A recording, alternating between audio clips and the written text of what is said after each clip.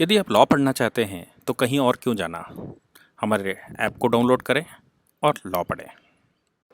नमस्ते सदावत्सले मातृभूमि।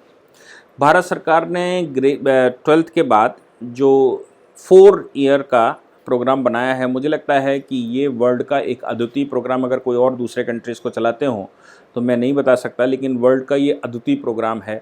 और इस प्रोग्राम से भारत का जो डेवलपमेंट होने वाला है, भारत के बच्चों का जो समय बचने वाला है, वो मुझे लगता है कि संसार में किसी और देश में ऐसा नहीं है। जापान में तो मैंने ऐसा सुना है, साउथ कोरिया में भी कुछ ऐसा ही चलता है, लेकिन भारत में पहली बार हमने ये इंट्रोड्यूस किया है। अभी तक क्या होता था कि सर्टिफिकेट प्रोग्राम लेने के लिए हम कहीं और जाते थे, डिप्लोमा प्रोग्राम लेने के लिए कहीं और जाते थे, डिग्री लेने के लिए हम कुछ और करते थे, और रिसर्च वर्क के लिए हम कुछ और करते थे। अभी जो रिसर्च वर्क है 4 साल का, रिसर्च वर्क के बाद पहले क्या होता था, एमफिल करने के लिए जाते थे। अभी एमफिल का चक्कर हो गया ख़त्म। अब सीधा अगर आपको करना है इस रिसर्च वर्क के बाद तो पीएचडी करिए और आप अपनी एजुकेशन पूरी कर लीजिए बहुत कम एज में। दूसरा सबसे महत्वपूर्ण काम इसमें उन्होंने ये किया है कि हम अगर नहीं पूरा कर सकते तो अभी तक क्या होता था कि मैं अगर फर्स्ट ईयर पढ़ लेता था और फर्स्ट ईयर के बाद किसी कारणवश अगर मुझे छोड़ना होता था या मैं नहीं पढ़ पाता था तो फिर मेरे लिए एक बड़ी भारी मुसीबत होती थी कि मैं दोबारा जब जाता था तो एडमिशन नहीं होता था। एडमिशन होता था तो एक एफिडेविट लगाओगे आप क्या करते रहते थे, और उसके बाद एडमिशन के चक्कर लगा लगा के ही मैं हतोत्साहित होकर घर बैठ जाता था, और जो फर्स्ट ईयर की डिग्री है वो फर्स्ट ईयर की डिग्री मेरे लिए वैल्यूलेस हो जाती थी। अभी उन्होंने कहा कि अगर आपने 1 साल पूरा किया है तो हम आपको सर्टिफिकेट प्रोग्राम ज़रूर देंगे, यानी कि सर्टिफिकेट एक ज़रूर देंगे कि आपने ये काम पूरा कर लिया है।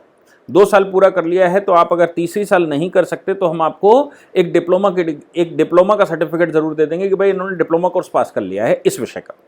अगर आपने ग्रेजुएशन पूरी कर ली है तो हम आपको ग्रेजुएशन का सर्टिफिकेट देंगे, और इसके बाद भी अगर जो एमफिल वगैरह होता था या जो हम रिसर्च वर्क के लिए कहीं जाते थे, वो रिसर्च वर्क अगर आप अडॉप्ट करना चाहें तो इसी के कॉन्टिन्यूएशन में वो 4था साल आप कर सकते हैं। और अब आपके पास एक कंप्लीट डिग्री होगी। आपको करने के लिए सिर्फ एक काम बचेगा, वो है कि आप पीएचडी कर लीजिए, और पीएचडी के बाद आप कंप्लीट व्यक्ति हो जाएंगे। आपको कुछ और कहीं करने नहीं जाना है। तो क्या है कि मेरे साथ बड़ी समस्याएं होती थी। मैं गारंटी के साथ कह सकता हूं कि हिंदुस्तान में 20% एजुकेटेड लोग ऐसे होंगे जिन्होंने कोई ना कोई अपनी डिग्री पूरी नहीं कर पाई होगी। मैं बहुत एज तक पढ़ता रहा, अभी भी मैं पढ़ता ही हूँ। मैंने बहुत सारी मास्टर डिग्रियां ले रखी हैं। मैंने ग्रेजुएशन भी पहले बीएससी किया, फिर एलएलबी किया, और फिर उसके बाद एमए मैथमेटिक्स किया, फिर मालूम पड़ा कि एलएलएम किया, और एमए फिर डबल किया, फिर एमए पॉलिटिकल साइंस, और ये वो कई एक डिग्रियां मैंने इकट्ठी की। लेकिन फिर भी इच्छा के अनुसार मैं डिग्रियां और लेना चाहता था, पर अभी मास्टर इन जर्नलिज्म की डिग्री मैं ले रहा था, और मास्टर इन जर्नलिज्म की डिग्री लेते उस समय कॉलेज में बहुत सारे कॉम्प्लिकेशंस हो गए, जिसकी वजह से मैं उसको पूरा नहीं कर पाया। हालांकि वो 2 साल की डिग्री थी, 1.5 साल हमने पूरा कर ली, लेकिन नहीं कर पाए क्योंकि व्यस्तताएं बहुत सारी ज़्यादा आ गई थी। 370 के जिस समय केस चल रहा था उस समय इतनी ज़्यादा व्यस्तताएं आ गई थी कि मैं उसको पूरा नहीं कर पाया। या कहना मैं ये चाहता हूँ कि देश में ऐसा बहुत भारी संख्या में लोग होंगे जो कुछ ना कुछ एजुकेशन लेना चाहते हैं, लेकिन वो पूरी नहीं कर पाते हैं। उसके बहुत सारे कारण हैं। अब यहाँ पर इन्होंने जो ये सिस्टम किया है उससे 2-3-4 लाभ हमको बहुत अच्छे होने वाले हैं। एक लाभ तो हमें ये होने वाला है कि हमने जो 12th के बाद चूज़ किया वहां से शुरू होते हुए और रिसर्च तक हम एक साथ कंप्लीट कर सकते हैं, और उसका एक कंप्लीट पैकेज ले सकते हैं। अभी क्या होता था कि सपोज हम कंप्यूटर साइंस में घुसे तो कंप्यूटर साइंस का कुछ कोर्सेज आते थे डोएक के, और ये वो मालूम पड़ा कि हम सर्टिफिकेट प्रोग्राम कर रहे हैं, फिर हम डिप्लोमा कोर्स के लिए भी कहीं चले जाते थे, फिर हम सीएस करते थे, कंप्यूटर साइंस से बीटेक करते थे, फिर उसके बाद हम अगर और ज़रूरत पड़ी तो कहीं और जाते थे कुछ और करने के लिए। अभी क्या है, अगर आप कंप्यूटर की लाइन में घुसे हैं तो आपको ए से लेके जेड तक अगर आप पूरा करना चाहें तो ये 4 वर्ष में पूरे कर सकते हैं। आपको अलग अलग यूनिवर्सिटी, अलग अलग कॉलेज, अलग अलग प्लेस नहीं करने हैं। आप एक बार एडमिशन ले लीजिए, और एक बार एडमिशन लेते हुए ये 4 साल कंप्लीट कर लीजिए। इन 4 सालों का मतलब हो गया सेमेस्टर सिस्टम। 8 सेमेस्टर आपके पास होंगे टोटल। 8 सेमेस्टर में अगर किसी सेमेस्टर से आप छूट गए बाई चांस, या कोई सेमेस्टर के बाद आपके घर में ऐसी समस्या आ गई जिसकी वजह से आप आगे नहीं कर सकते, आपके पास कोई व्यक्तिगत समस्या है, सपोज आप बीमार ही पड़ गए, और बीमार पड़ गए और आप आगे उसको कंटिन्यू नहीं कर पाए, तो फिर आप एग्जिट और इन की व्यवस्था भी सरकार ने इसमें दे रखी है कि आप उसको एग्जिट कर जाइए और जब आप इन करना चाहें तो आपका जो क्रेडिट स्कोर होगा वो क्रेडिट स्कोर ले जाकर उसको दिखाइए, और अगर आप मेन स्ट्रीम में आने वाले हैं या जो लोगों ने भी अप्लाई किया हुआ है उनमें अगर आप आएंगे तो आप फिर से इन हो जाएंगे, और वो सामान्य फीसेस या कुछ एक्स्ट्रा फीस अगर सरकार तय करेगी तो उसको लेकर आप अपना कंटिन्यूएशन का कार्यक्रम कर सकते हैं। अभी तक हम क्या करते थे, हमने फर्स्ट सेमेस्टर अगर कर लिया, फर्स्ट सेमेस्टर करने के बाद मैं सेकंड सेमेस्टर में ड्रॉप कर गया, नहीं कर पाया, तो फिर जब मैं दोबारा सेकंड सेमेस्टर में आता था तो आने के बाद अपने को एक वो लगाना पड़ता था एफिडेविट। उस एफिडेविट में अपने को बताना पड़ता था कि मैंने ये 6 महीने या साल भर मैंने क्या किया। तो हम बताते थे कि भैया हम अप्रेंटिसशिप करने गए थे, हम ये करने गए थे, उसको वो करने गए थे, ऐसा कुछ लगा। कॉलेज बड़ा परेशान उसको करता था कि भाई ये तो हमारे हम माने नहीं है, ये हमारा लेना नहीं है, ये हमारा देना नहीं है, इस तरह की बहुत सारी बातें उसमें हुआ करती थी। लेकिन अभी क्या है कि इस व्यवस्था के बाद मुझे लगता है कि हिंदुस्तान में कोई भी व्यक्ति के लिए इतनी शिक्षा सुलभ हो गई है कि वो स्किल डेवलपमेंट के साथ साथ डिग्री भी बड़ी आसानी से गेन कर सकता है और कभी भी गेन कर सकता है। उसकी सारी एज लिमिटें खत्म कर दी गई हैं। तो अगर मैं चाहता हूं कि मैं 40 साल की एज में कुछ ऐसा पढ़ जाऊं तो मैं पढ़ सकता हूं, मुझे पढ़ने की अनुमति है।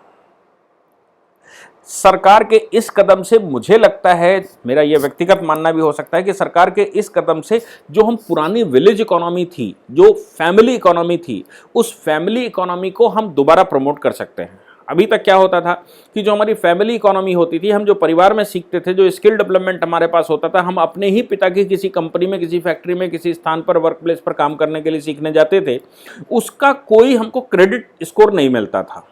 और हम अगर उस प्रोजेक्ट में लग जाते थे तो उस प्रोजेक्ट में लगने के बाद हम कॉलेज में डिग्री लेने आए तो कॉलेज अलग और प्रोजेक्ट अलग।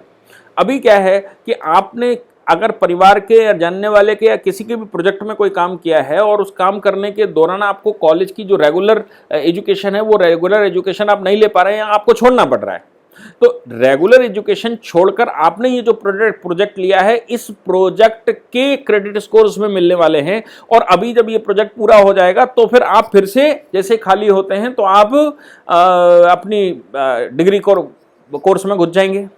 और डिग्री कोर्स में अगर आप घुस जाते हैं तो आपकी डिग्री भी पूरी होगी, आपके पास अनुभव भी होगा, आपके पास प्रोजेक्ट भी होगा, आपको स्किल डेवलपमेंट भी हो चुकी होगी। इस तरह से डिग्री के दौरान खाली बैठना या जॉब के दौरान खाली बैठना कुछ नहीं हो सकता। आप एटलीस्ट पढ़ भी लीजिए, काम भी कर लीजिए, प्रोजेक्ट भी कर लीजिए और अपनी इच्छा से बाहर और अंदर हो लीजिए, और आपके क्रेडिट स्कोर एक जगह इकट्ठे होते चले जाएंगे। वो क्रेडिट स्कोर आपका बताता, जैसे ये जो सिविल स्कोर रहता है ना, आपका लोन लेने के लिए लोग जाते हैं तो उसका सिविल स्कोर रहता है। उस सिविल स्कोर के पिछले पास्ट अनुभव, पास्ट लोन और क्या क्या ये सारी क्राइटेरिया मिलाकर और ITR मिलाकर वो सब कुछ उसको काउंट करके आपको लोन के लिए एलिजिबल बताते थे। यहाँ पर भी सेम उसी सिविल स्कोर के तर्ज पर आपके क्रेडिट स्कोर्स बनने वाले हैं और इन क्रेडिट स्कोर्स के आधार पर आपको एडमिशन्स मिलने वाले हैं। आप अपनी डिग्रियों को कंटिन्यू कर सकते हैं। समस्या यहाँ क्या आएगी? समस्या यहाँ पर आएगी कि कॉलेज की कैपेसिटी या यूनिवर्सिटी की कैपेसिटी कितनी है और कितने लोगों ने एग्जिट कर लिया, कितने लोगों ने इन किया है। ये एक समस्या आ सकती है कि भाई हर कॉलेज की, हर यूनिवर्सिटी की अपनी कैपेसिटी है, उस कैपेसिटी के अनुसार ही कोई इन और आउट कर सकता है। उससे ज़्यादा, सपोज कोई ट्रेन है, हम सब पहुंच गए वहाँ पर, तो जितनी कैपेसिटी है उतनी तो टिकट बनाई जा सकती है, उससे ज़्यादा टिकट नहीं बनाई जा सकती। कुछ लोग उसमें से ड्रॉप कर गए तो वो जो वैकेंसी बनेगी वहाँ पर जो लोग टिकट लेकर बैठे हैं, अगर TT चाहे तो उसका अलॉटमेंट वहाँ पर कर देता था, क्योंकि सीट वैकेंट है, वो ऑन स्पॉट नहीं आ पाया। तो मुझे लगता है कि ये 4-5 साल जब चल जाएगा तो 4-5 साल के बाद ये इन और आउट एक एवरेज वे में चलने लगेगा कि इतने परसेंट इन होते हैं, इतने परसेंट आउट होते हैं, और इतने परसेंट नए एडमिशन आते हैं और इतने परसेंट एग्जिट करके दोबारा एंट्री मारने वाले हैं। और उनका कोई एक फॉर्मूला सरकार बना रही है, करेगी, वो कैसे, किस आधार पर उनका क्रेडिट स्कोर कैसे काउंट होगा, उस फॉर्मूले के आधार पर उनकी एंट्री और एग्जिट होने वाला है। तो मुझे लगता है कि ये जो स्टेप सरकार का है, इससे अच्छे स्टेप्स एजुकेशन की पॉलिसी में नहीं हो सकते। सरकार ने हमारे सबके लिए सुलभ शिक्षा की व्यवस्था कर दी है, इसके लिए सरकार का धन्यवाद। इस पूरी ऑर्गेनाइजेशन को चलाने के लिए आप नीचे डिस्क्रिप्शन से हमारे ऐप को डाउनलोड कर सकते हैं, जिससे कि लॉ स्टूडेंट्स को, लॉयर्स को और आम आदमी जो लॉ जानना चाहता है वो पेड क्लासेस का लाभ ले सकता है।